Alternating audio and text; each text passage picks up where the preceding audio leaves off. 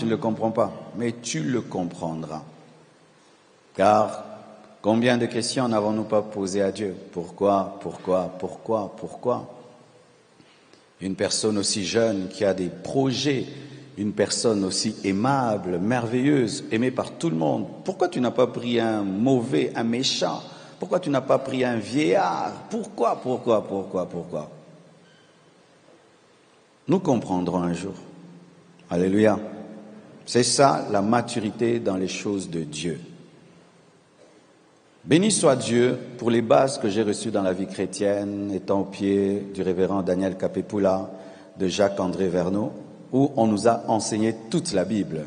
Pas seulement le Dieu qui te protège des problèmes, pas seulement le Dieu qui te protège des souffrances, mais on nous a enseigné aussi un Dieu qui te fait passer par le désert. Et béni soit Dieu pour de tels enseignements. Frères, lorsque des fois un prédicateur se tient à la chair, au lieu de vous prêcher seulement la bénédiction, on vous parle des épreuves, vous parle de la souffrance, il ne faut pas dire, il a abîmé notre culte, hein, c'est un vaccin qui te prépare au jour où tu vivras Dieu dans une autre facette que le Dieu qui exauce, qui bénit.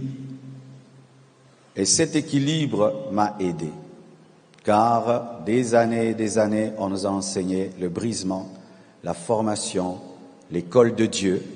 Et quand c'est arrivé, toutes ces prédications équilibrées sont venues pour m'aider.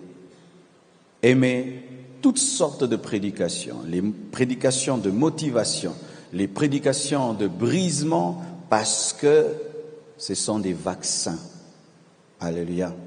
Dieu n'est pas obligé de répondre présent à nos questions présentes.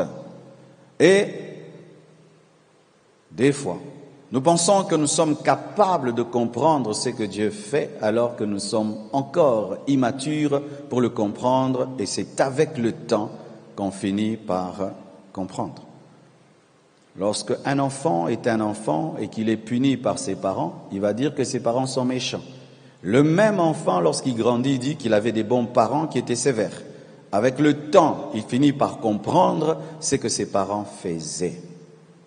Et là, je ne parle pas que de ce qui nous est arrivé. Dans tous les domaines de ta vie, mon frère, il y a des choses que tu comprendras et des choses que tu ne comprendras pas.